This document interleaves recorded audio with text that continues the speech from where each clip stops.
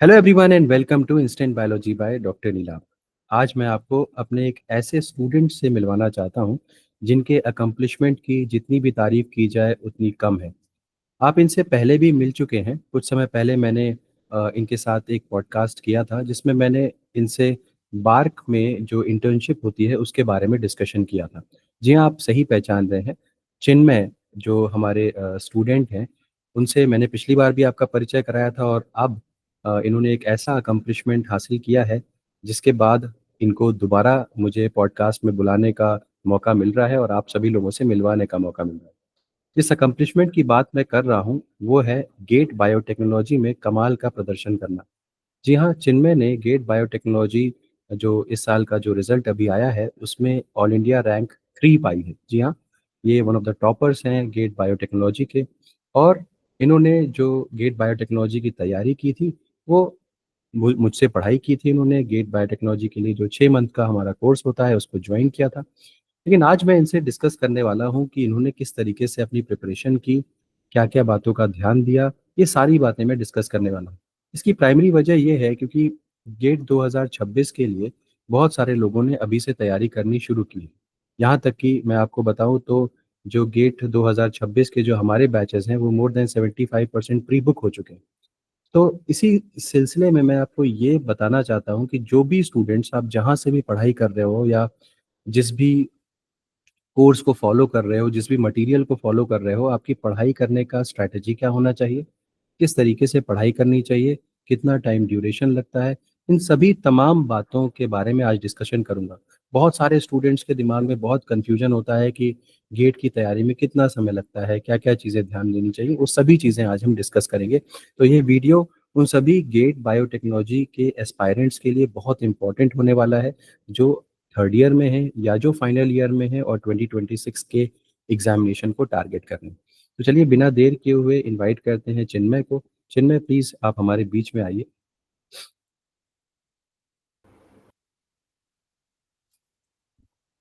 Hello sir, hello everyone.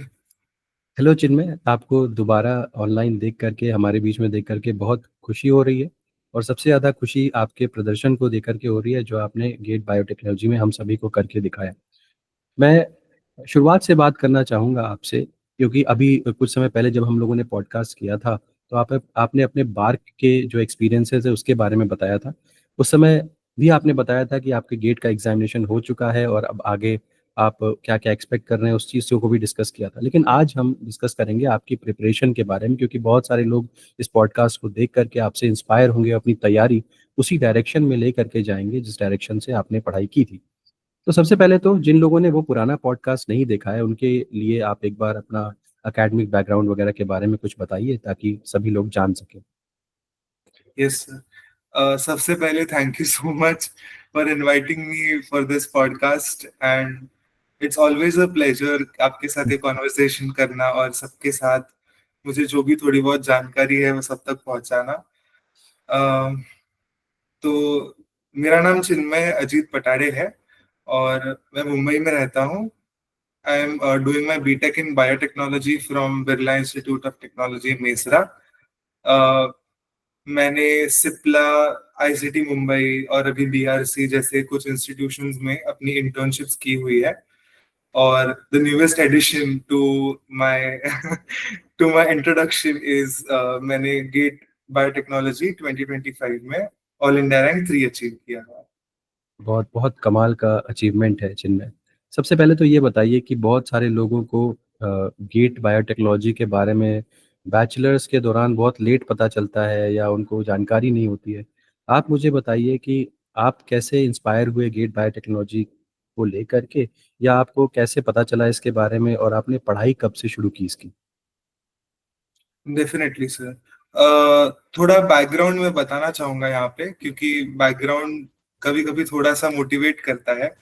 जी। तो 11th 12th में मैंने जेई के लिए अपना 2 साल प्रिपरेशन किया था पूरा।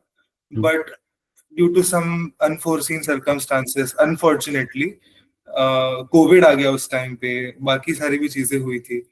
तो ये सारी रीजंस की वजह से मैं अपना 100% उन एग्जाम्स में नहीं दे पाया था। हुँ, तो वो एक थोड़ा सा सेटबैक जैसा आ गया था। और उसके बाद एक अंडर कॉन्फिडेंट सा रहने लगा था मैं कि शायद कॉम्पिटिटिव एग्जाम्स के लिए नेचर नहीं है मेरा, मैं शायद वो कर नहीं पाऊंगा। बट अगेन, मेरे सबसे बड़े मोटिवेटर मेरे मम्मी और मेरे पापा है। वो हमेशा यस। मुझे यही बताते हैं कि कोई भी exam is not just an exam, it's an opportunity. कि तुम्हें तुम्हारी जिंदगी में पीछे तुमने जो भी किया है, इट डजेंट मैटर, बट आगे आने वाले इस एग्जाम को एज एन अपॉर्चुनिटी देखो और डू योर बेस्ट। व्हेन उस एग्जाम का रिजल्ट जब आएगा, जो भी होगा, then your success will speak, और बाकी आगे जो भी हुआ है वो कोई नहीं पूछेगा। तो यस। ये एक मोटिवेशन उन्होंने मुझे दिया था। और एक इंस्पिरेशन या फिर एक जो मोटिवेशन है बिहाइंड परस्यूइंग गेट इज, क्योंकि एक अगर आपको अच्छा रिसर्च करियर करना है तो बहुत सारी अपॉर्चुनिटीज ओपन होती है अगर आप गेट एग्जामिनेशन क्वालिफाई करते हो तो। यस। तो क्योंकि मैं काफी सीरियस था in terms of pursuing my research career ahead, इसलिए मैंने सोचा कि मैं गेट के लिए प्रिपेयर करूंगा। बट मुझे इतना डिटेल में गेट के बारे में पता ही नहीं था, क्योंकि गेट एक एग्जाम जो होता है वो एक तो बहुत लोगों को उसके बारे में जानकारी नहीं है। और जैसे आपने बोला कि सेकंड थर्ड ईयर में आते तक भी लोगों को अच्छे से पता नहीं होता, कॉलेज टाइम में भी नहीं पता होता है। तो वैसा है, मेरा भी सेम केस था। बट मेरे फैकल्टीज थे कॉलेज के, उन्होंने मुझे गेट देने के लिए मतलब थोड़ा मोटिवेट किया, और मैंने 2024 का अटेम्प्ट बस एक एग्जाम देखता हूँ इस फॉर्म में मैंने दिया हुआ था। तो जब मैंने एग्जाम दिया, जब गेट 2024 का रिजल्ट आया, तो क्वालिफाई कर लिया था मैंने और डिसेंटिश रैंक था।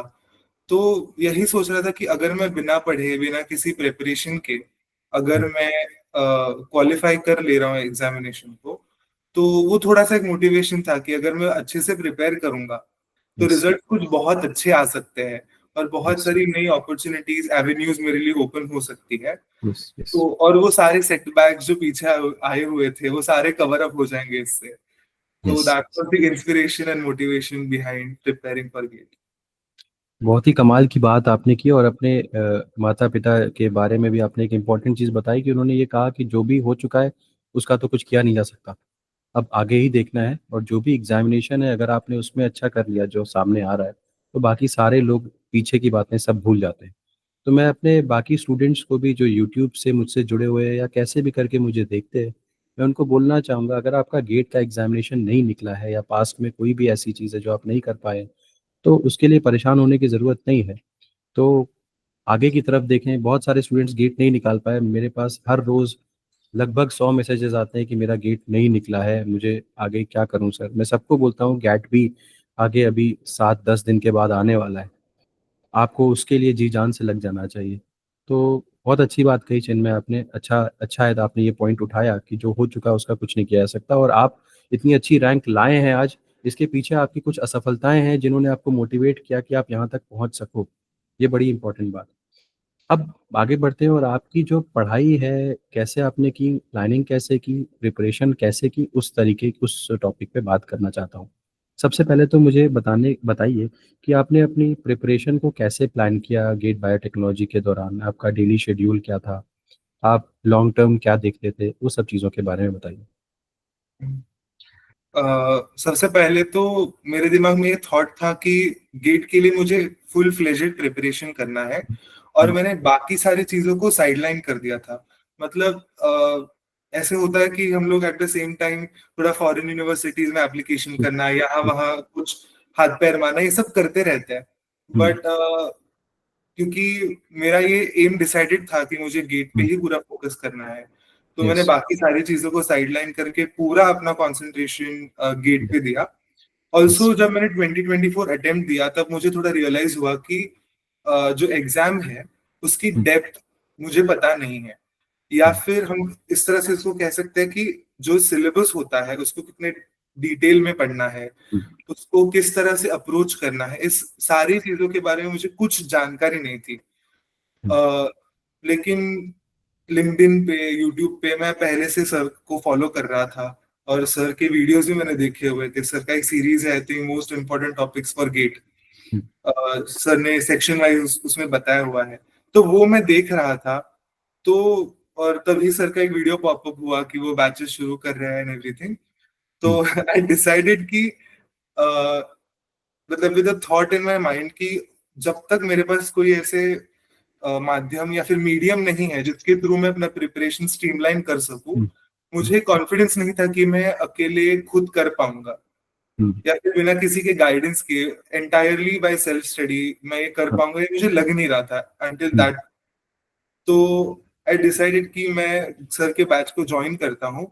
और until the point that I was joining sir's batch, I was very casual, थोड़ा सा एक अनसीरियस था, कि मैं पता नहीं इस क्लासेस को करूंगा भी कि नहीं करूंगा, शायद मुझे बुक्स पढ़नी पड़ेंगी, ये करना, तो मेंटली उस तरह से मैं प्रिपेयर कर रहा था खुद को।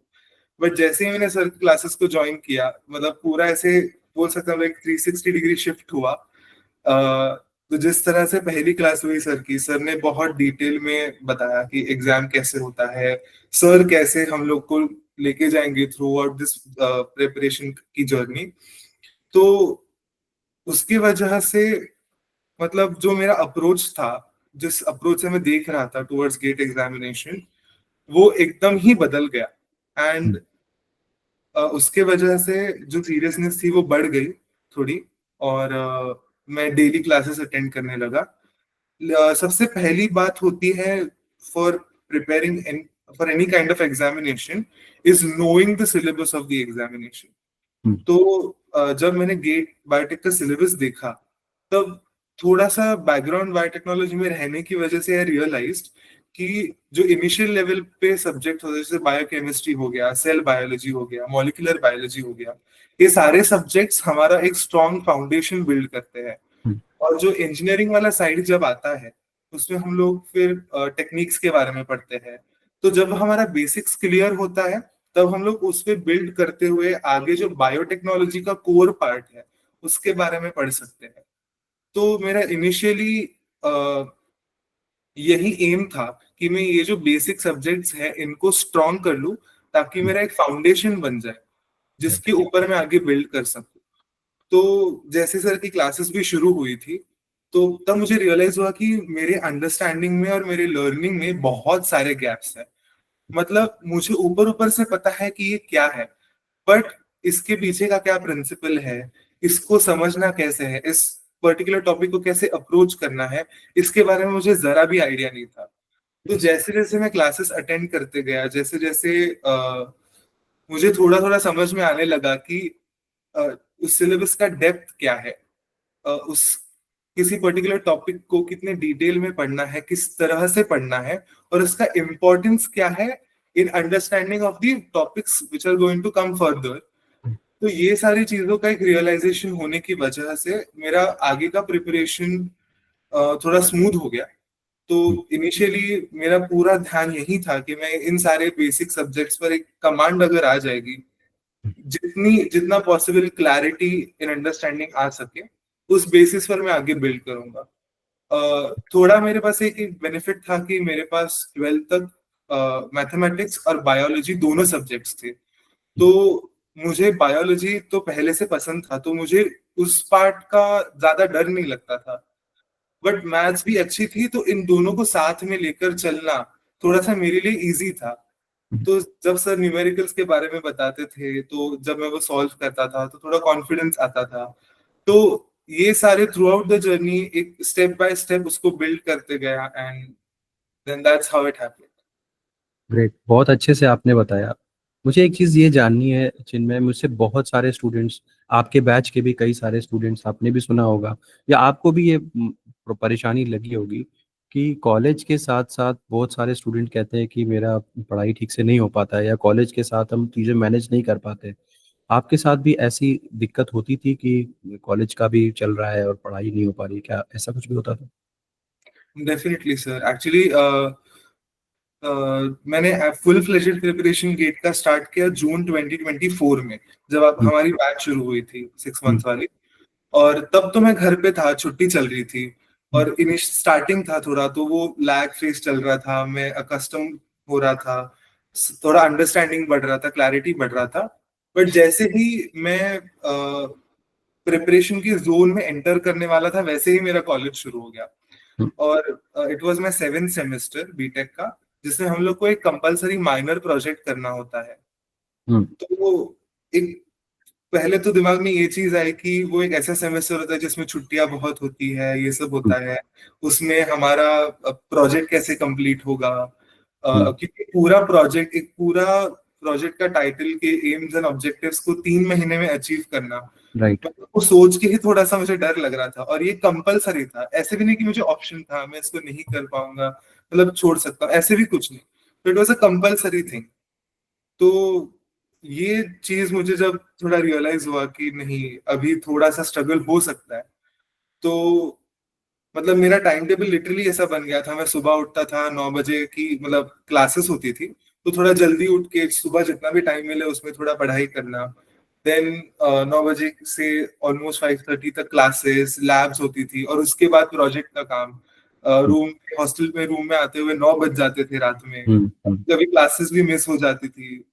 तो ये सब इतना सारा स्ट्रगल चल रहा था, मेंटली भी बहुत फ्रस्ट्रेशन हो रहा था, बहुत मन था पढ़ाई करने का। बट ऐसी सिचुएशन क्रिएट हो गई थी कि मतलब बहुत सारा ओवरवेलमिंग सिचुएशन बन गया था। तो उस टाइम पे सर का गाइडेंस मिला, मेरे मम्मी पापा भी साथ में थे, तो उन्होंने मुझे बताया कि यू हैव टू प्रायोरिटाइज, हमें प्रायोरिटाइज करने की बहुत ज्यादा जरूरत है। कभी कभी ऐसे होता है, हम अनकॉन्शियसली या फिर सबकॉन्शियसली हम लोग थोड़ा सा एकेडमिक चीजों की तरफ इंक्लाइन हो जाते हैं इनडायरेक्टली। बट मतलब मेरे साथ भी यही हुआ। तो मैं प्रोजेक्ट की तरफ बहुत ज्यादा ध्यान देता था, कभी कभी रूम पे आने के बाद भी प्रोजेक्ट का ही काम करता था। तो मेरे बैकलॉग्स बहुत बढ़ गए थे उस वजह से। मैं कीप अप नहीं कर पा रहा था जिस स्पीड से सर सिलेबस कवर कर रहे थे। तो जब ये सारी चीजें रियलाइज हुई, तब थोड़ा स्लो डाउन करने की कोशिश की। बीच में 1 हफ्ते की लंबी छुट्टी मिली थी मुझे, शायद कोई फेस्टिवल था उसके वजह से।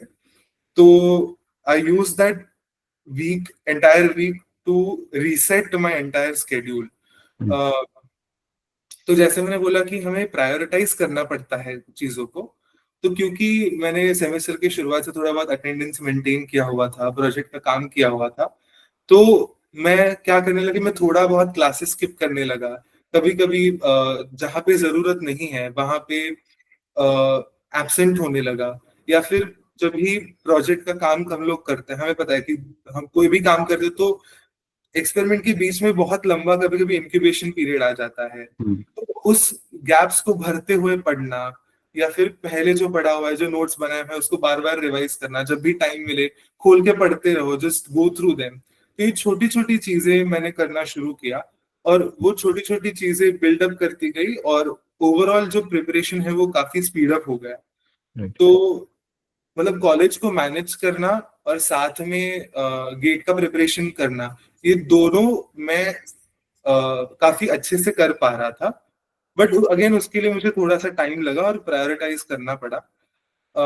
But again I am very happy कि मुझे वो प्रोजेक्ट था उसमें भी हाईएस्ट ग्रेड मिला, और अगेन गेट में भी इतना अच्छा रैंक आया। तो मतलब मुझे ये बताना है कि ये पॉसिबल होता है, हम लोग अगर प्रायोरिटाइज करें सही चीजों को, तो इट इज वेरी पॉसिबल कि हम लोग कॉलेज और साथ में कॉम्पिटिटिव एग्जाम्स का प्रिपरेशन मैनेज कर सकते। मैं अभी सबको बताना चाहूंगा कि बीच में चिन्मय के पिताजी मुझे फोन करा करते थे पूछने के लिए कि चिन्मय का कैसा चल रहा है। तो एक बार मैंने बताया उनको कि चिन्मय क्लास नहीं अटेंड कर रहे तो उसके बाद फिर पता नहीं क्या हुआ चिन्मय अगले दिन से क्लास में आने लगे थे। तो ये एक चीज मैं शेयर करना चाहूंगा। तो वो सब पुरानी यादें हैं, अब सामने आ रही हैं। तो चिन्मय को भी मैंने कई एक बार डांटा है कि यार तुम क्लास क्यों नहीं कर रहे हो। ऑनलाइन क्लास हमेशा ज़्यादा फायदेमंद होती है as compared to recorded class, ये तो चिन्मय भी मानेंगे इस बात यस, को जरूर से। एक ऑब्जर्वेशन मुझे शेयर करना है इसी मामले में। जब भी लाइव क्लासेस अटेंड करता था, तो कभी कभी हो जाता है ना कि चैट बॉक्स में सब लोग आंसर देते हैं, तो सबसे जल्दी आंसर देना है, जल्दी जल्दी आंसर देना है, उसमें लोग गलतियां कर जाते हैं। और जब गलतियां होती थी तब सर ऐसे ऐसे डांटते थे कि मतलब सामने वाले को एकदम गिल्टी हो जाए। बट इसका फायदा ऐसे हुआ कि जो गलतियां होती थी वो दिमाग में इतनी फिट बैठ गई कि वो गलती दोबारा मेरे से हुई नहीं वापस। राइट। तो मतलब ये एक ऑब्जर्वेशन था मेरा, तो मतलब गलतियों को भी इस तरह से थोड़ा सा मॉडिफाई करके वो चीज दिमाग में बैठा लेना, तो that was also really helpful. अच्छा, चिन्मय ये बताइए कि कौन कौन से सब्जेक्ट्स या कौन कौन से टॉपिक्स, आपने बोला अभी प्रायोरिटाइज करने की इम्पोर्टेंस, कौन कौन से सब्जेक्ट्स या कौन कौन से टॉपिक्स आपके दिमाग में थे कि मेरे को इनको तो प्रायोरिटाइज करना है और इनके ऊपर अगर मैं फोकस कर ले जाऊंगा तो मेरा रैंक अच्छा हो सकता है? Right sir. अगर मैं अपना पर्सनली ये चीज बताऊं तो मुझे लगता है कि थोड़ा बेसिक सब्जेक्ट्स की तरफ, क्योंकि मेरा ग्रास्पिंग पावर अच्छा है तो मुझे अंडरस्टैंडिंग में बहुत डिफिकल्टी नहीं होती है। तो मुझे जहां पे कंसेप्ट्स को अप्लाई करना है, तो अंडरस्टैंडिंग और एप्लीकेशन के बीच का जो गैप है उसको फिल करने में मुझे दिक्कत होती थी। तो ये अंडरस्टैंडिंग मेरे में थी पहले से। और इसी की वजह से जो एप्लीकेशन बेस्ड सब्जेक्ट है जहां पे आपने पहले पढ़े हुए कंसेप्ट्स का एप्लीकेशन आप करते हो, and major part of biotechnology उसी पे बेस्ड है। हम्म। मतलब आप जो बायोलॉजी और इंजीनियरिंग के प्रिंसिपल्स का आपका फंडामेंटल अंडरस्टैंडिंग है उसको कंबाइन करके कुछ नया क्रिएट करना, तो उसको एप्लीकेशन रियल लाइफ में करना, ये सारी चीजें थोड़ा सा मेरे लिए डिफिकल्ट होती थी पहले से। हम्म। तो ये रियलाइजेशन होने की वजह से मेरा पूरा फोकस ऐसे सब्जेक्ट्स पर था विच वर एप्लीकेशन बेस्ड, और ओके। उसी के मैंने प्रिपरेशन ज्यादा करने पे, जैसे बायो प्रोसेस हो गया, टेक्निक्स वाला सेक्शन हो गया। ये जो सेक्शंस है इनको जनरली गेट में थोड़ा वेटेज भी ज्यादा है और इनके लिए हमें प्रिपरेशन भी थोड़ी ज्यादा करनी पड़ती है। तो ये जो सब्जेक्ट्स है इनको प्रायोरिटाइज करते हुए, अगर इसके लिए वापस वो वाली चीज कि बेसिक्स क्लियर होना बहुत जरूरी है, तो starting with that basics clear करते हुए उसको अप्लाई करने के लिए बार बार प्रैक्टिस करना, प्रीवियस ईयर पेपर्स को देखना, किस तरह के क्वेश्चंस आते हैं, ट्रेंड्स को एनालाइज करना, जिसमें सर की भी डेफिनेटली बहुत मदद हुई। तो ये सारी चीजों को करते हुए हुए मतलब वो प्रिपरेशन थोड़ा स्ट्रीमलाइन हो गया था और कॉन्फिडेंस आने लगा था। ओके। गेट में एक बहुत बड़ी परेशानी लोगों को होती है। आपने तो बताया कि चलिए आपको उतनी परेशानी नहीं हुई उसमें, लेकिन फिर भी न्यूमेरिकल का तो बहुत सारे लोग बोलते हैं कि बहुत टफ न्यूमेरिकल्स आते हैं, या न्यूमेरिकल को आपने किस तरीके से न्यूमेरिकल और थ्योरी को दोनों को डील किया? क्या आप ये टारगेट करके चल रहे थे कि नहीं, जितना समय मैं ज़्यादा से ज़्यादा न्यूमेरिकल सॉल्विंग पे दे सकूं उतना अच्छा है, कि कोई भी स्टूडेंट जिसका न्यूमेरिकल उतना अच्छा नहीं है, क्योंकि आपने मेरे साथ इतना समय गुजारा, हम लोगों ने साथ में 25 ईयर्स के क्वेश्चन सॉल्व किए हैं, तो आपको ये मुझे बताइए कि क्या ऐसे भी स्टूडेंट्स गेट निकाल सकते हैं जिनका न्यूमेरिकल या मैथमेटिक्स उतना अच्छा नहीं है? सर ये मैं बताऊं कि थोड़ा सा मिसकंसेप्शन है हाँ। कि गेट में जो न्यूमेरिकल्स आते हैं वो सॉल्व करने के लिए बहुत हाई लेवल की मैथ्स लगती है। मतलब ऑल्दो मेरा मैथमेटिक्स का बैकग्राउंड है बट मुझे ये नहीं लगता कि बहुत higher level of mathematics is required. Hmm. Problem यहाँ पे आता है कि बहुत लोग अंडर कॉन्फिडेंट हो जाते हैं कि हाँ। न्यूमेरिकल देख के घबरा जाते हैं। हम्म। मतलब वो बोलते हैं ना कि आधी लड़ाई तो लोग वहीं पे हार जाते हैं। हम्म। हम्म। तो सबसे पहले मुझे लगता है कि वो जो डर है टुवर्ड्स मैथमेटिक्स, और मोस्टली जो बायोटेक को भी पेपर्स को अटेम्प्ट करते हैं उनका थोड़ा सा बैकग्राउंड ऑफ बायोलॉजी होता है, हम्म। मैथमेटिक्स का इतना बैकग्राउंड नहीं होता है। तो एक तो वो डर पहले से दिमाग में होता है कि मैथमेटिक्स तो होगा नहीं, और जब न्यूमेरिकल आते हैं तो और फिर वो डर बढ़ने लगता है।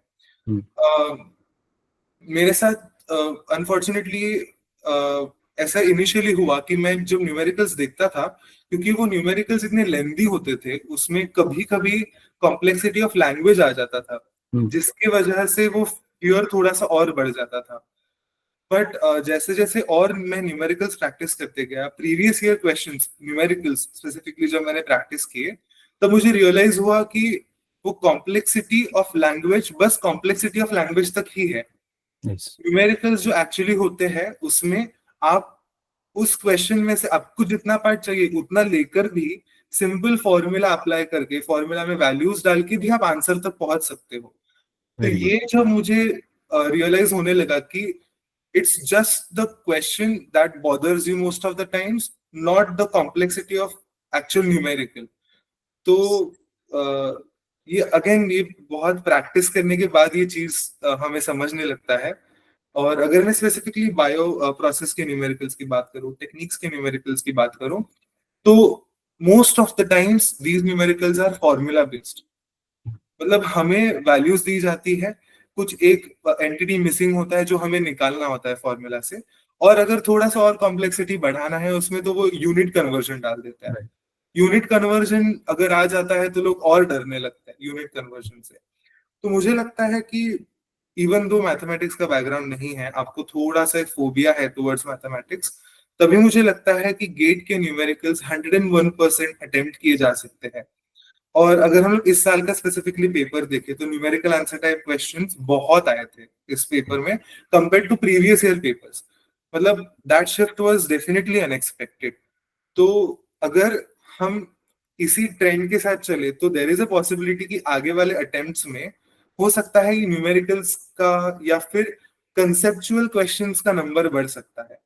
राइट। तो ये जो बैलेंस है between numerical and concept clarity, ये दोनों को मेंटेन करते हुए चलना होगा। और अगेन जैसे मैंने बोला कि मैथमेटिक्स से जहां पे हम डरने लगते हैं वहीं पे वो प्रॉब्लम शुरू होती है कि ये न्यूमेरिकल शायद मेरे से सॉल्व नहीं हो पाएगा। तो अगर वो पहले डर हम लोग निकाल दे, और बहुत पहले से, मतलब जब भी आप प्रिपरेशन को शुरू कर रहे हो तभी से अगर हम लोग न्यूमेरिकल्स को सॉल्व करने का प्रैक्टिस रखें। हम्म। इस केस में डेली प्रैक्टिस प्रॉब्लम्स सर भेजते थे, उसकी हेल्प हुई। सर क्लासेस में बहुत न्यूमेरिकल्स करवाते थे तो उसकी हेल्प हुई। तो अगर हम लोग एक फियर हटा दे और इनिशियल लेवल से ही न्यूमेरिकल्स को प्रैक्टिस करते रहे, यूनिट कन्वर्जन्स को प्रैक्टिस करते रहे, तो मुझे लगता है कि वो डर भी हल्का हल्का निकल जाएगा जब तक हम लोग एग्जाम के अटेम्प्ट तक पहुंचेंगे, और कॉन्फिडेंस भी बढ़ने लगेगा towards solving numericals. Theory based questions में मेरा ऐसा अप्रोच था कि कुछ चीजें ऐसी होती है जो कि एंटायरली मेमोरी बेस्ड है। मतलब आप उसको एग्जाम के 5 महीने पहले याद कर लो, 4 महीने पहले याद कर लो, 2 महीने पहले याद कर लो, there is a high possibility कि आप एग्जाम तक उसको भूल जाओगे। राइट। तो ऐसी चीजें जो थी जो कि एंटायरली मेमोरी बेस्ड थी, वो मैंने एग्जाम की 1 महीने पहले या 1 वीक पहले ऐसे रखी थी। और बाकी जो थ्योरी बेस्ड क्वेश्चन है, जो कंसेप्चुअल अंडरस्टैंडिंग वाला पार्ट है, उसी पे मेरा ज्यादा फोकस था, क्योंकि कंसेप्चुअल अंडरस्टैंडिंग जब तक नहीं आएगा तब तक ना आप कंसेप्ट बेस्ड न्यूमेरिकल सॉल्व कर पाओगे, ना ही आप थ्योरी बेस्ड क्वेश्चन सॉल्व कर पाओगे। तो राइट। तो ये सारे डॉट्स को कनेक्ट करते हुए मुझे लगता है कि प्रिपरेशन अगर की जाए तो तो मतलब डेफिनेटली। आपका ये मानना है कि बायोलॉजी वाले स्टूडेंट्स भी अगर शुरुआत से ही न्यूमेरिकल के ऊपर फोकस करके न्यूमेरिकल सॉल्विंग पे ज़्यादा ध्यान दें तो लास्ट तक जाते जाते उनकी न्यूमेरिकल में काफ़ी सुधार आ जाएगा और वो भी बेहतर कर सकते हैं। यस सर, अच्छा, यस। दूसरी एक चीज़ और पूछना चाहता हूँ। बहुत सारे स्टूडेंट्स पूछते हैं कि सर सही टाइम गेट की तैयारी के लिए क्या है, थर्ड ईयर में प्रिपेयर करना चाहिए कि फाइनल ईयर में प्रिपेयर करना चाहिए, आप क्या कहते हैं? मुझे लगता है कि सर पहली चीज तो ये डिपेंड करता है कि आपका बेसिक कैसा है। मतलब अगर आपके डिग्री में आपको बहुत अच्छे से पढ़ाया जा रहा है, आपका बेसिक्स बहुत क्लियर है, तो मुझे लगता है कि आपको 6 महीने काफी है। हम्म। जैसे मेरे केस में हुआ, क्योंकि मुझे कॉलेज में अच्छे से पढ़ाते थे प्रोफेसर्स, तो मेरे बेसिक्स क्लियर थे। ऑल्दो उसमें गैप्स थे जो मैंने फिल किए during the preparation of 6 months. But मुझे लगता है कि अगर आपको अच्छे से पढ़ाया जा रहा है, आपके बेसिक्स क्लियर है, तो 6 months is a good enough time जिसमें आप प्रिपेयर करके अच्छे रैंक से गेट क्वालिफाई कर सकते हैं। बट अगर आपको लग रहा है कि आपके बेसिक्स क्लियर नहीं है, आपको फंडामेंटल्स पे काम करने की जरूरत है, तो आप थोड़ा सा पहले से अगर प्रिपरेशन स्टार्ट करेंगे तो आपको एक तो टाइम मिलेगा, आप अच्छे से काम कर सकते हो आपके बेसिक्स पे, और फिर आपको उसमें बिल्ड करना भी आसान जाएगा। तो इफ पॉसिबल आप खुद एक सेल्फ एनालिसिस कीजिए कि आपका लेवल क्या है ऑफ अंडरस्टैंडिंग ऑफ बेसिक्स, और उसके अकॉर्डिंगली आप अपना जर्नी प्लान करें। ठीक है, समझ गया। अच्छा, अगला सवाल जो बहुत कॉमनली पूछते हैं लोग, कौन कौन सी किताबें पढ़ी आपने कौन कौन सी रिसोर्सेज पढ़े, लेनिंजर पढ़ी, प्रेस्कॉट पढ़ी, गार्डनर पढ़ी, व्हाइट एंड व्हाइट पढ़ी, क्या पढ़ा आज बताइए? ऑनेस्टली इसमें से मैंने कुछ नहीं पढ़ा है, क्योंकि मैंने इन किताबों को छूने की हिम्मत की थी सेकंड सेमेस्टर थर्ड सेमेस्टर में जब था मैं, क्योंकि जोश था, बायोटेक पढ़ना है, ये पढ़ेंगे वो किताब पढ़ेंगे। बट ये मेरा पर्सनल एक्सपीरियंस हो सकता है। मैं जितना टेक्स्ट बेस पढ़ने जाता हूँ, मुझे मेरे दिमाग में वो कंफ्यूजन और बढ़ने लगता है। या फिर मुझे इतनी आदत नहीं है कि मैं बहुत टेक्स्ट बेस्ड चीजें पढूं, जैसे पूरा टेक्स्ट बुक पढ़ते बैठूं एंटायर टाइम। तो मैंने बिल्कुल भी कोई टेक्स्ट बुक्स को रेफर नहीं किया था इन द एंटायर प्रिपरेशन।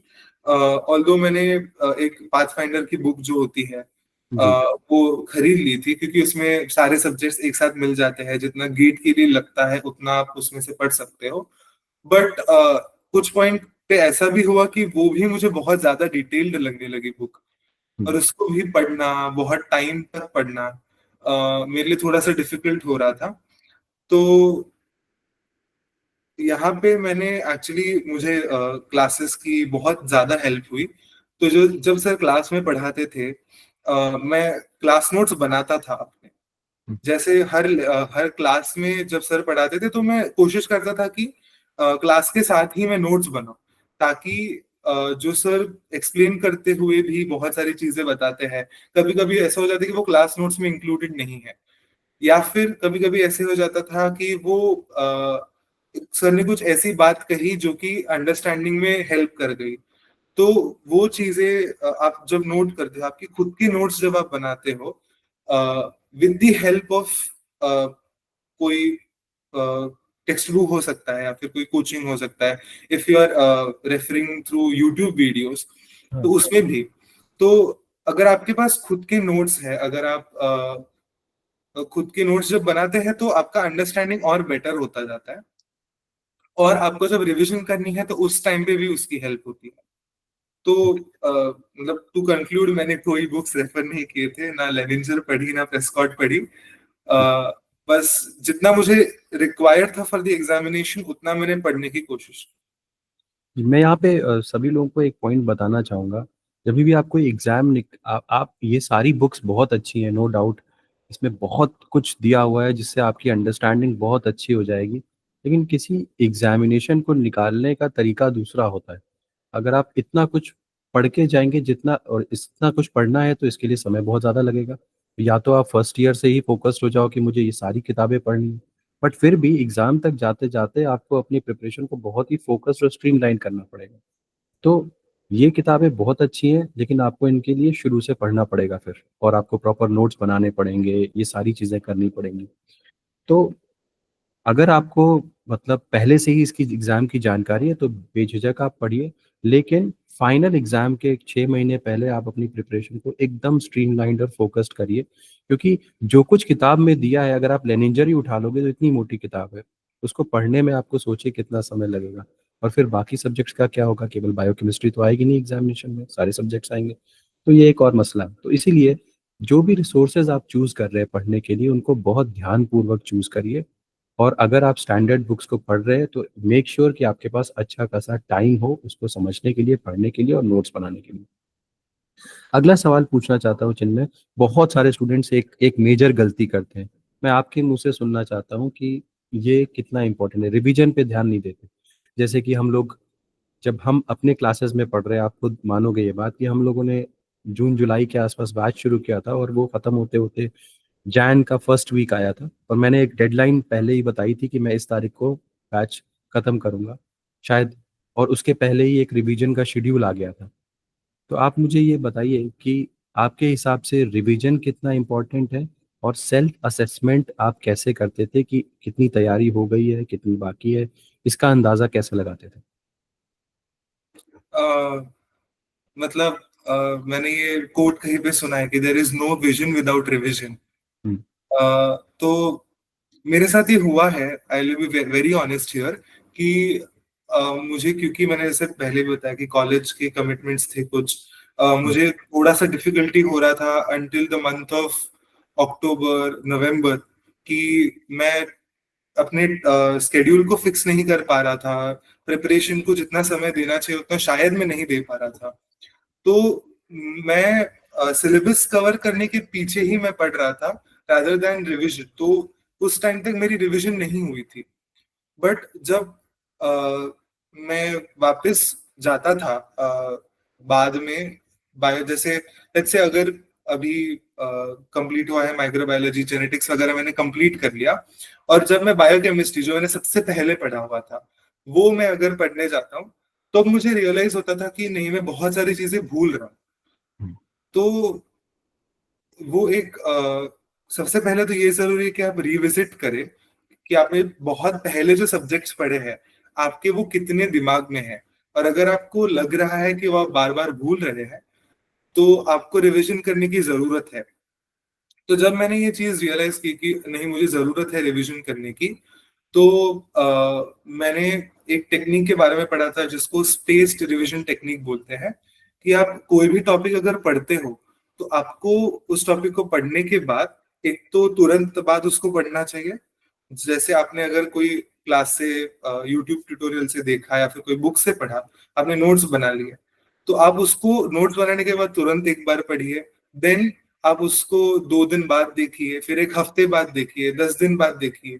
तो इसको हम लोग बोलते हैं स्पेस्ड रिवीजन। मतलब हम लोग in specific intervals of time उस टॉपिक को बार बार रिविजिट करते रहते हैं। तो this technique I think is very powerful. और जब से मैंने ये टेक्निक को इम्प्लीमेंट करना शुरू किया, मुझे रियलाइज हुआ कि जो मैंने पीछे भूले हुए टॉपिक्स हैं वो भी अब मैं भूल नहीं रहा हूँ, क्योंकि मैंने उसको ऑलरेडी 3 से 4 बार रिवाइज कर लिया है। ऑल्सो आपने जो सेल्फ असेसमेंट वाला पॉइंट बोला कि जो क्लासेस में टेस्ट होती थी वो सब्जेक्ट स्पेसिफिक होती थी। जैसे बायोकेमिस्ट्री हो गया तो बायोकेमिस्ट्री पे टेस्ट होती थी, and then again after some point of time दोबारा एक टेस्ट होती थी, और दोनों अलग अलग पैटर्न्स पे बेस्ड होती थी। तो इन टेस्ट के लिए रिवीजन करना पड़ता था। तो उसके थ्रू भी एक रिवीजन हुआ कि अगर आप रेगुलर इंटरवल्स पर आप टेस्ट भी ले रहे हो, तो टेस्ट के लिए अभी आपको पढ़ना पड़ता है। तो अ- अगर आप रेगुलर इंटरवल्स पर टेस्ट दोगे, खुद को असेस करोगे, तो आपका रिवीजन भी हो जाएगा उसी के साथ। और टेस्ट देने का ये एक बेनिफिट होता है कि आपको ऐसे क्वेश्चंस जो आपको पता नहीं है उसको आप कैसे अप्रोच करते हो, ये थोड़ा सा एक इसकी आदत बन जाती है कि how to approach the questions that you do not know about. तो हम लोग usually previous year question solve करके रखते हैं, हमें पता होता है कि किस तरह के क्वेश्चन आए हुए हैं पहले। बट जब हम लोग अननोन क्वेश्चंस टैकल करते हैं टेस्ट देते हुए, तो वो भी एक आदत बन जाती है, and that helps a lot in the actual exam scenario. तो रिवीजन बहुत जरूरी है। आप अपने हिसाब से रिवीजन का प्लान अगर आप सेट करेंगे, क्योंकि हर एक का रिवीजन करने का तरीका अलग अलग हो सकता है। But again revision is very important, क्योंकि GATE is a very understanding heavy and at the same time memory heavy syllabus. मतलब जो सिलेबस है वो थोड़ा सा मेमोरी हैवी भी है, आपको अंडरस्टैंडिंग भी करना होगा। तो बायोटेक के लिए स्पेसिफिकली अगर आप रिवीजन नहीं करोगे तो वो टॉपिक आप भूल जाओगे। कभी कभी आपको वो टॉपिक दोबारा से समझना पड़ेगा, like it will be the entire cycle जो आपको रिपीट करना होगा। तो अगर आप रिवीजन करेंगे तो आप ये सब अवॉइड कर सकते हैं, आपका टाइम बच सकता है। तो आपने टेस्ट सीरीज वगैरह जो हम क्लासेस में लेते थे वही की थी, या उसके अलावा भी कुछ टेस्ट सीरीज वगैरह आपने ज्वाइन की? नहीं सर, मुझे जरूरत नहीं पड़ी उसके अलावा कोई टेस्ट सीरीज करने की। क्योंकि 2 टेस्ट तो हो ही रहे थे, पर टॉपिक ही हुए थे। इस अच्छा, मुझे एक चीज़ जाननी ज़रूरी है। बहुत सारे स्टूडेंट्स का मेरे पास फ़ोन आता है। हमारे बैच में भी आप भी कई दफ़ा फ़ोन करते थे कि सर तैयारी नहीं हो पा रही है ठीक से, या मैं स्ट्रगल कर रहा हूँ कॉलेज और उसके बीच में, तो क्या करना चाहिए? तो आपके कोई लो मोमेंट्स थे तैयारी करने के दौरान, आपको लगा हो कि यार अब नहीं हो पाएगा, शायद गड़बड़ हो रहा है, सब कुछ ठीक से नहीं पढ़ रहा हूँ, नहीं हो पाएगा, कुछ ऐसा लगता था बीच बीच में? यस सर, एक ऐसा पॉइंट आया था जब कि जैसे मैंने पहले भी बोला, कॉलेज के कमिटमेंट्स थे, उसके साथ गेट प्रिपरेशन मैनेज करना, ये सब करना। प्लस ऐसा भी था कि उस समय मैं घर से दूर था, तो हम्म। एक कंफर्ट जोन जो होता है हमारा वो भी नहीं था। तो इतने सारे फैक्टर्स थे जो थोड़ा मेरे प्रिपरेशन को अफेक्ट कर रहे थे। बट एक बहुत लो मोमेंट आने के बाद, मतलब एक पॉइंट ऐसा आया था कि मेरे बैकलॉग्स भी बहुत बढ़ गए थे। हम्म। हम्म। मतलब जो सिलेबस कवर करना है वो भी नहीं हुआ था। और बहुत टाइम हो चुका था, this was I think in October November के आसपास, कि बहुत सारा बैकलॉग है, मैं प्रैक्टिस नहीं कर पाया हूँ अच्छे से, मैं क्वेश्चंस नहीं सॉल्व कर पाया हूँ। तो ये जब सारी लो मोमेंट्स आए, मतलब बहुत डिप्रेसिंग लगता था, क्योंकि गेट वाज अगेन एक ऐसा एग्जाम जो मेरे लिए बहुत सारी अपॉर्चुनिटीज ओपन करने वाला था। और एक ऐसा मोमेंट आता है कि आपको वो सारे गेट्स बंद होते हुए दिखने लगते हैं। तो ऐसे पॉइंट में यूजुअली खुद को मोटिवेटेड रखना बहुत डिफिकल्ट होता है। बट एक चीज जो मेरे साथ है कि कुछ भी हो जाए, रुकना नहीं है। मतलब एक कोई भी ऐसा पॉइंट नहीं आना चाहिए कि जहां पे आप रुक रहे हो, या फिर एक ऐसा पॉइंट आ जाता है कि जहां पे आपका विलिंगनेस ही खत्म हो जाता है पढ़ने का। हम्म। तो मेरे साथ तो ऐसा हुआ था कि पढ़ने का मन है, बट मैं उसको फिट नहीं कर पा रहा अपने स्केड्यूल में, कभी कभी एनर्जी ही नहीं रहती थी पढ़ने की। तो ऐसे बहुत सारे सेटबैक्स आए हैं throughout the preparation as well.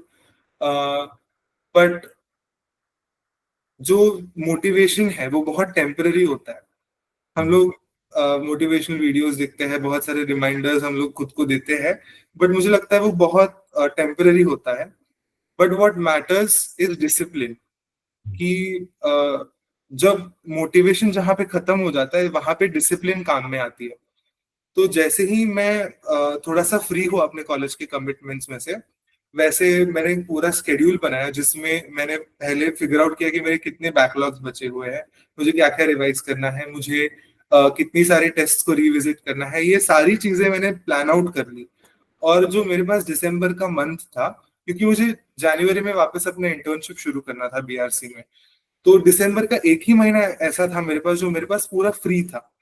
तो मैंने उस महीने को बहुत अच्छे से प्लान किया, और जो मेरे बैकलॉग्स थे वो मैंने एक दो वीक्स में कवर कर लिए। और उसके बाद मैं क्वेश्चंस को प्रैक्टिस करना शुरू किया और रिवीजन करना शुरू किया। और तब तक तो सिलेबस भी खत्म होने में था। तो बहुत एक क्रिटिकल पॉइंट पे बहुत मेटिकुलस प्लानिंग करके वो मैंने अचीव किया। तो अगेन आई वुड से कि लो पॉइंट्स पे हम मोटिवेशन तो मिल जाता है हमें, बट वो एक टेम्पररी पुश दे देता है। बट मुझे लगता है कि अगर आप एक डिसिप्लिन्ड रूटीन बनाओगे और उसको कंसिस्टेंटली फॉलो करोगे, तो I think that would help. और मैंने आई थिंक ये लिंक्डइन पोस्ट में भी शायद मेंशन किया हुआ था कि I stood by 4 P's through out the preparation. एक तो था पैशन, दूसरा था पर्पस, परसिवियरेंस और प्रेयर। ये चार चीजों को साथ में लेके अगर आप चलोगे तो आई डोंट थिंक कि कोई भी सेटबैक आपको रोक सकता है। बहुत अच्छी बात की आपने। बहुत सारे स्टूडेंट्स को लगता है कि जो लोग बहुत अच्छा स्कोर करते हैं उनके उनको शुरू से ही पता होता है कि यार मैं तो टॉप कर जाऊंगा और मुझे कोई नहीं रोक सकता। बट आप जो टॉपर हैं उन्हीं से बात कर रहे हैं इस समय, और आप खुद सुन सकते हैं उनकी उनकी आप बीती कि उनको भी बीच में ऐसा लगने लगा था कि शायद मैं, अपने सेल्फ डाउट आने लगता है, मोटिवेशन खत्म होने लगता है। बट इन्होंने बिल्कुल सही बात की, मोटिवेशन तो टेम्पररी ही होता है। थोड़े समय बाद आपको लगने लगेगा कि यार मेरी प्रॉब्लम्स ज़्यादा बड़ी हैं और मोटिवेशन तो अब कहीं दिखाई नहीं दे रहा। तो वही काम आता है डिसिप्लिन, और आपका जो रेगुलर रूटीन है आप उस पर स्टिक रहिए, वही मैटर करता है लास्ट में। अब अगला क्वेश्चन बहुत सारे स्टूडेंट्स पूछते हैं कि सर हम क्लासेस बाहर से क्लासेस लें या ना लें। मैं अपनी क्लासेस के बारे में नहीं बात कर रहा हूँ, मैं आपसे एक जनरल जानना चाहता हूँ कि आपकी तैयारी में क्लासेस की क्या भूमिका है, या आपको क्या लगता है कि क्या गेट बिना क्लासेस के भी कोई स्टूडेंट निकाल सकता है, या क्या उसका रोल क्या था आपकी लाइफ में, क्या रोल था? एक्चुअली मैंने जैसे पहले भी बोला कि मुझे आइडिया ही नहीं था कि गेट का सिलेबस का डेप्थ क्या है, उसको किस तरह से अप्रोच करना है। और जब आप सिलेबस देखते हो तो आपको लगता है कि अरे बहुत ज्यादा है इसमें पढ़ने के लिए, वॉल्यूम बहुत ज्यादा है सिलेबस का। बट उसको कितना पढ़ना है, एग्जाम स्पेसिफिक प्रिपरेशन कैसे करनी है, जब तक आप किसी एक्सपर्ट का गाइडेंस नहीं लोगे, तब तक it will stay like a question to you. मतलब आपको नहीं पता चलेगा कि आपको कितना डिटेल में पढ़ना है या फिर कितना पढ़ना है। मतलब ये दोनों प्रॉब्लम्स आ सकते हैं, एक तो आप बहुत सुपरफिशियली पढ़ सकते हो, या फिर आप बहुत डिटेल में जाके आपका टाइम भी लूज कर सकते हो। तो to understand what is the exact amount of preparation that is required in a particular topic, in a particular section, and for that particular examination. ये सारी चीजों को समझने के लिए किसी एक्सपर्ट का गाइडेंस होना जरूरी है. अभी ये एक्सपर्ट कोई भी हो सकता है, आपका कोई सीनियर जिसने गेट बहुत अच्छे रैंक से क्रैक की हो, या फिर यूट्यूब पे कोई हो.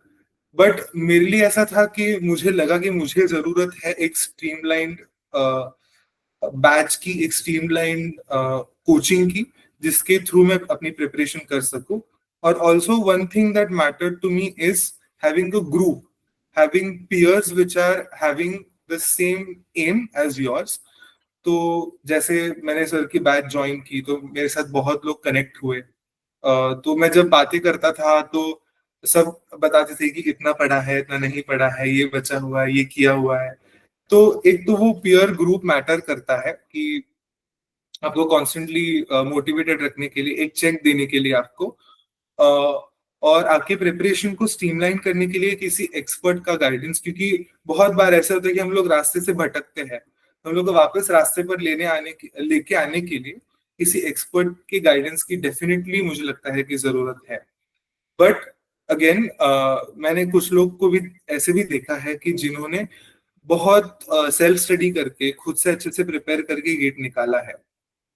It again depends on your abilities, कि आपको ये पता होना चाहिए कि क्या मैं खुद सेल्फ स्टडी करके ये गेट निकाल सकता हूँ. और अगर आपको कॉन्फिडेंस नहीं आ रहा है तो I would definitely ask you to take an expert guidance from any person who has been in this field, या फिर उन्होंने ये प्रोसेस के थ्रू वो गए हुए हैं. तो ओके। तो जिनमें आपने 6 महीने की क्लासेस हमारे साथ की थी, थोड़ा उसके बारे में आप बताइए कि आपको क्या-क्या बेनिफिट्स हुए उसके, और कैसे आपने अपनी उसको, उस पढ़ाई को यूज़ किया? थोड़ा उसके बारे में बताइए। तो जैसे मैंने पहले भी बताया था कि मैं कभी कभी क्लासेस मिस कर देता था, तब ये रिग्रेट होता था कि मैं उसको पढ़ नहीं पाया हूँ. या फिर ऐसे होता था कि वो टॉपिक अगर मैं अगले क्लास में पढ़ूंगा तो मुझे समझ नहीं आ रहा होता था. तो मुझे लगता है कि क्लासेस जो होते हैं they are very important, but आपको उसको फॉलो करना भी उतना ही जरूरी है.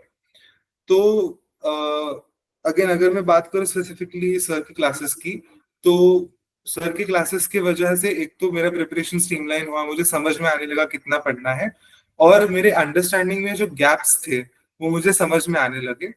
और मुझे सही में पता चला कि मुझे कितना प्रिपेयर करना है, कितना डिटेल में प्रिपेयर करना है. क्योंकि हम लोग usually there is infinite sources on online, मतलब हुँ, हम लोग को नहीं पता चलता है कि किससे पढ़ना है, क्या पढ़ना है. तो एक तो एग्जाम स्पेसिफिक प्रिपरेशन, और एक पीयर ग्रुप मिलना, ये सारी चीजों में मुझे क्लासेस की बहुत हेल्प. ओके। ये बहुत अच्छी बात आपने बताई कि इस समय ऑनलाइन मटेरियल इतना ज़्यादा अवेलेबल है कि चूज़ करना कि आपके लिए सच में बेनिफिशियल क्या है, ये अपने आप में एक बहुत चैलेंजिंग टास्क है। तो जिनमें आप जब क्लासेस करते थे तो आपको लेक्चर्स मिलते होंगे, स्टडी मटेरियल मिलता होगा, doubt solving session, test series, आप में आपको सबसे ज़्यादा बेनिफिशियल इन सब में क्या लगा आपको तैयारी करने में? सर एक्चुअली जैसे मैंने बोला कि मेरा बहुत इंटेंस प्रिपरेशन स्टार्ट हुआ था दिसंबर में, हुँ, जब मैंने बहुत मेटिकुलस प्लानिंग की थी और सब शुरू किया था.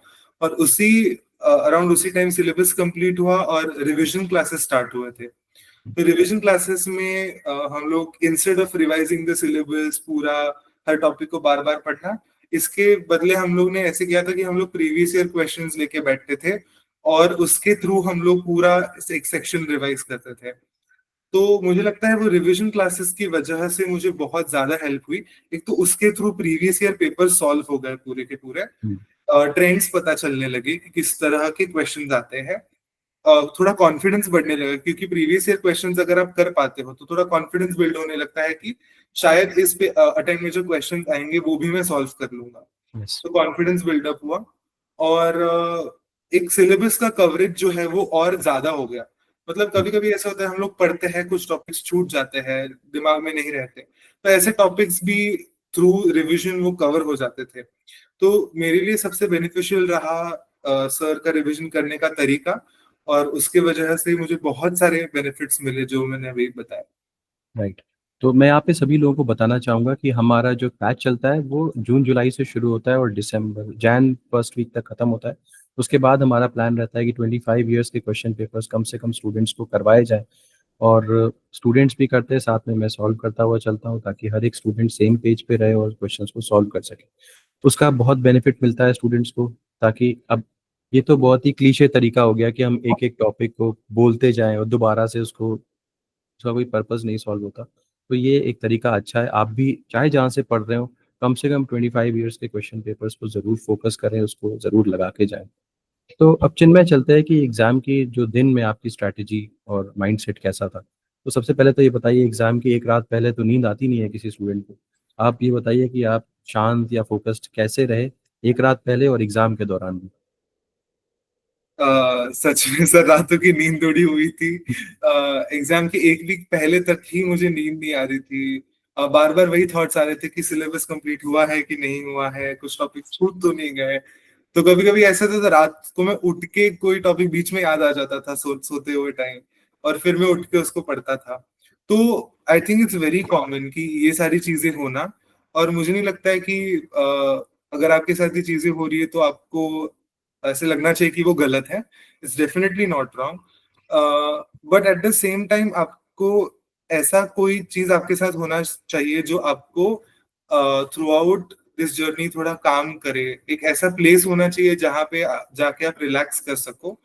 तो मेरा एक्चुअली थोड़ा स्पिरिचुअल साइड भी यहाँ पे आता है कि मैं एक सदगुरु जी को फॉलो करता हूँ, एक फिलोसफी, जीवन विद्या फिलोसफी, उसको फॉलो करता हूँ।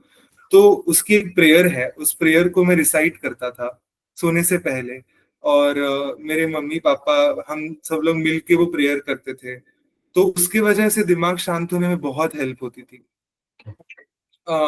जैसे मैंने पहले भी बोला हुआ था कि बहुत मेमोरी बेस्ड टॉपिक्स जो थे वो मैंने लास्ट वीक में और लास्ट मंथ में रखे थे। तो मेरा पूरा ध्यान उन टॉपिक्स पर था इन द लास्ट वीक और in a few weeks before the examination. और at the same time I was also revising rest of the stuff. तो रिवीजन मैंने बहुत केयरफुली प्लान करी हुई थी। और इसी केयरफुली प्लान रिवीजन की वजह से मुझे लगता है कि एग्जाम टाइम में मैं बहुत रिलैक्स था। क्योंकि मुझे ये नहीं लग रहा था कि ऐसा कोई टॉपिक नहीं है जो मेरा छूटा हुआ है। मैं ये नहीं कहूंगा कि मैंने पूरा सिलेबस कवर कर लिया था, बट मैं ये कहूंगा कि जितना मुझे एग्जाम के लिए चाहिए उतना मैंने पढ़ लिया था। और ये इसमें अगेन इम्पोर्टेंट है। रिवीजन की क्लासेस की हेल्प हुई थी, और प्रीवियस ईयर क्वेश्चंस की हेल्प हुई थी। तो इंस्टेड ऑफ ऐसे बहुत हौश पौश में सारा चीज पढ़ते बैठना, ये सब करते बैठना, उससे बेटर मुझे लगता है कि जितना पढ़ा है उस पर फोकस कीजिए, अपना रिवीजन बहुत केयरफुली प्लान कीजिए। और एग्जाम के पहले थोड़ा शांत रहना इज ऑल्सो वेरी इंपॉर्टेंट।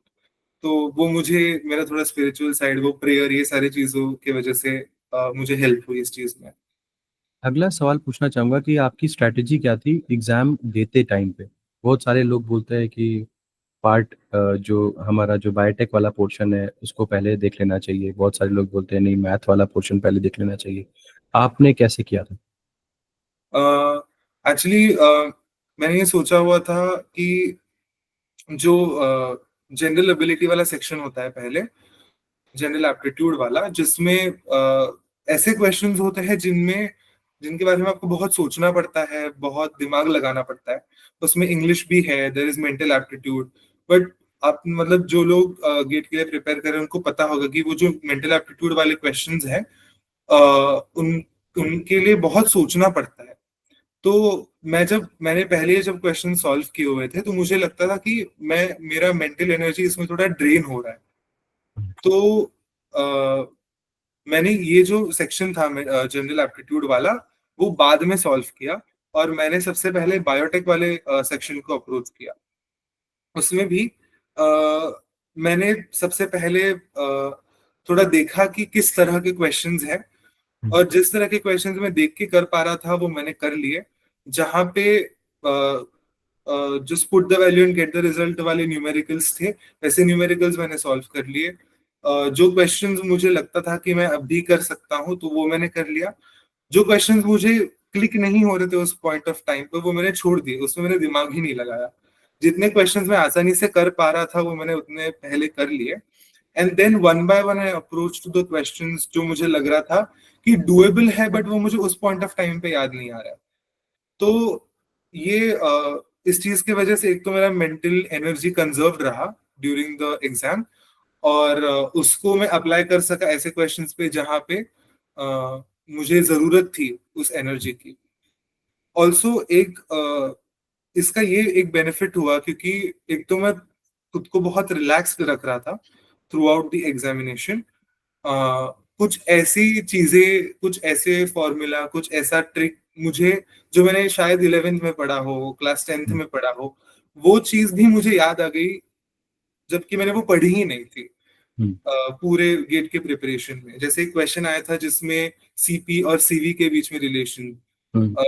जो था, जी, वो हम शायद लोगों ने आपको डिस्कस भी किया था क्लास के बाद, हाँ, एग्जाम के बाद। Yes, right. तो वो शायद मतलब मैंने बहुत पहले 11th में कभी पढ़ा हुआ होगा थर्मोडायनामिक्स में, और मैंने एक्सपेक्ट नहीं किया कि ऐसे कन्वर्जन पे क्वेश्चन आएगा।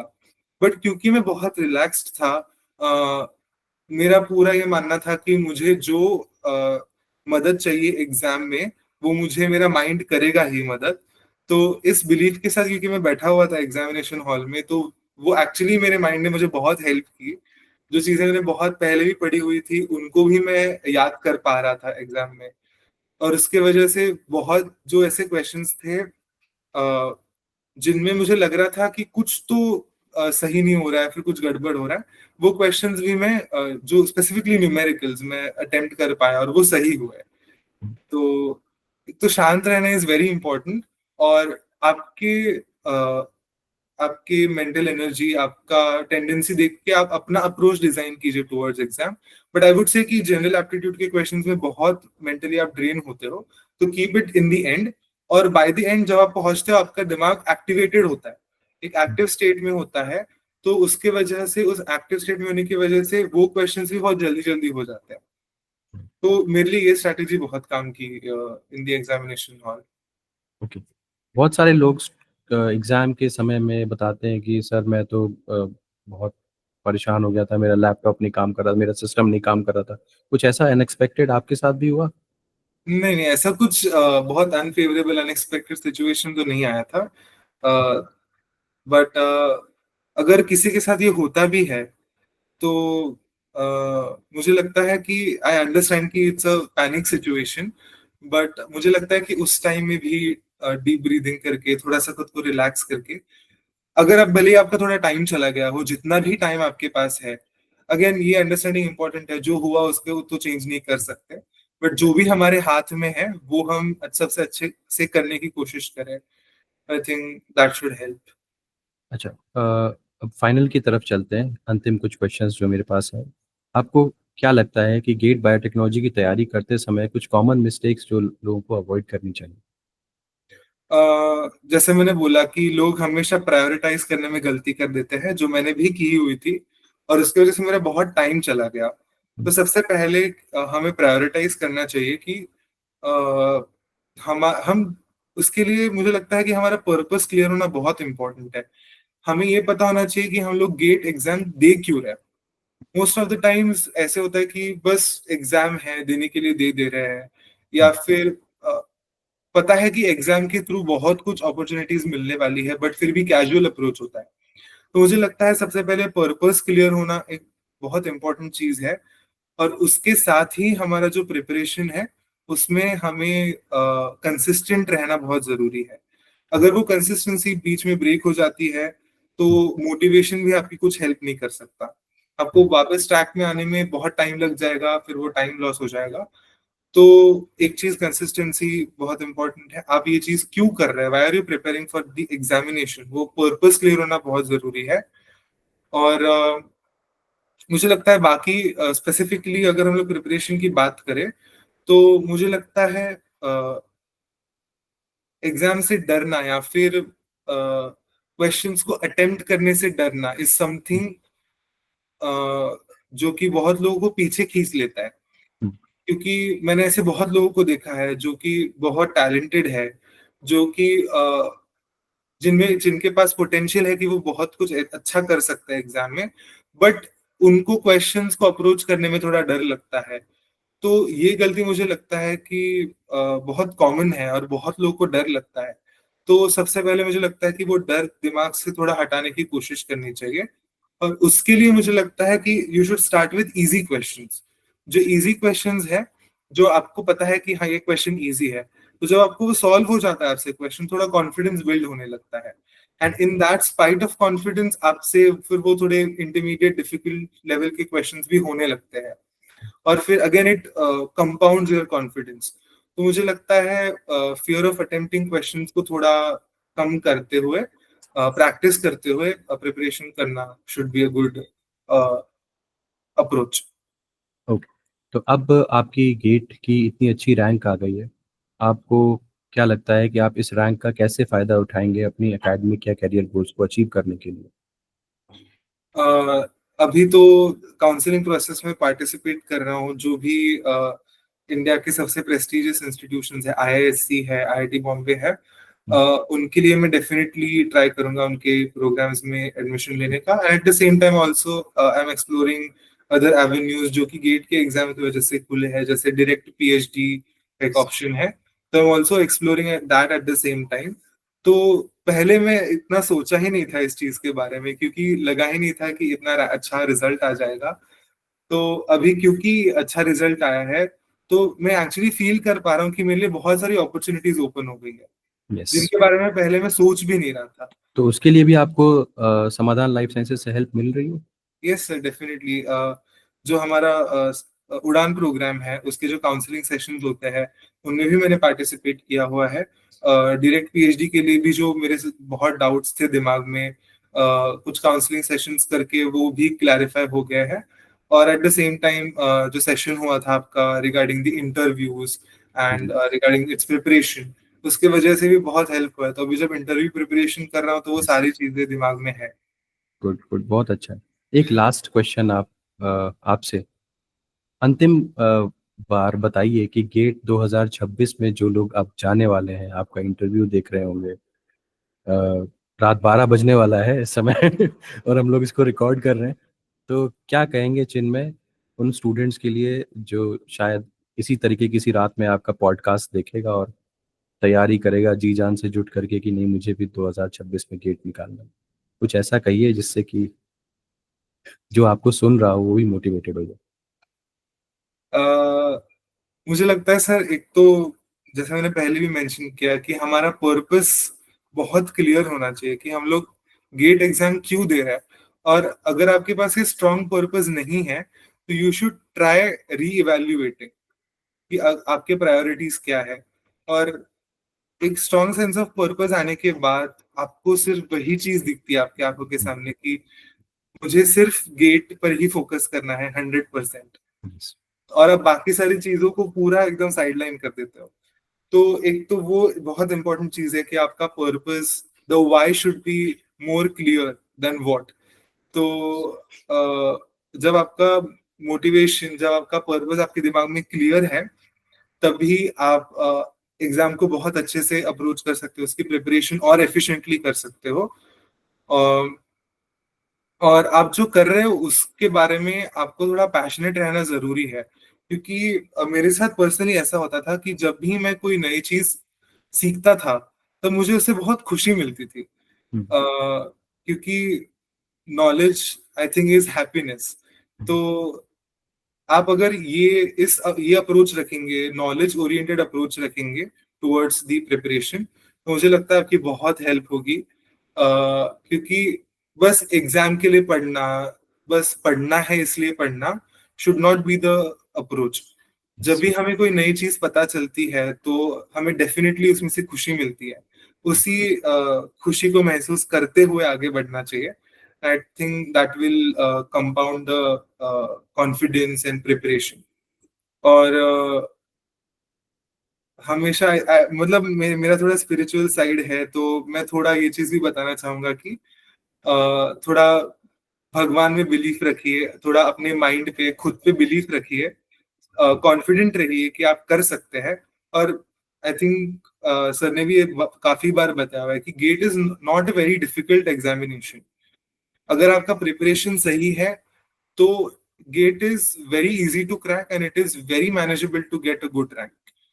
तो पहले तो ये चीज अपने दिमाग से हटा दीजिए कि GATE is a very difficult examination, and with that self confidence, with that passion and purpose, अगर आप अप्रोच करेंगे टुवर्ड्स द प्रिपरेशन तो डेफिनेटली आपकी अच्छी रैंक आएगी। बहुत बहुत धन्यवाद जिनमें आपने इतना अच्छे से एक एक पॉइंट को एक्सप्लेन किया, अपनी उन गलतियों को बारे में भी बताया जो आपने प्रिपरेशन के दौरान की, और उन चीज़ों को भी बताया जिससे आप मोटिवेटेड हुए, अपने स्पिरिचुअल साइड को भी बताया। ये भी बताया कि किस तरीके से आपने अपने कॉलेज के शेड्यूल को और तैयारी के शेड्यूल को मैनेज किया। बहुत सारे स्टूडेंट्स यहीं पे हार मान जाते हैं कि नहीं हो रहा है उनके। मुझे अच्छे से याद है कि जब मैंने आपको डाँटा था कि क्लास क्यों नहीं कर रहे हो, तो आपने उसको मैनेज किया था और उसके बाद फिर आप क्लास में आने भी लगे थे। वो कैसे हुआ था वो मुझे नहीं पता, लेकिन फिर आप आने लगे थे। लेकिन बहुत सारे ऐसे स्टूडेंट्स होते हैं जो उस चीज़ को मैनेज नहीं कर पाते और उनको लगता है कि नहीं, बैकलॉग बन रहा है तो बनता ही चला जाता।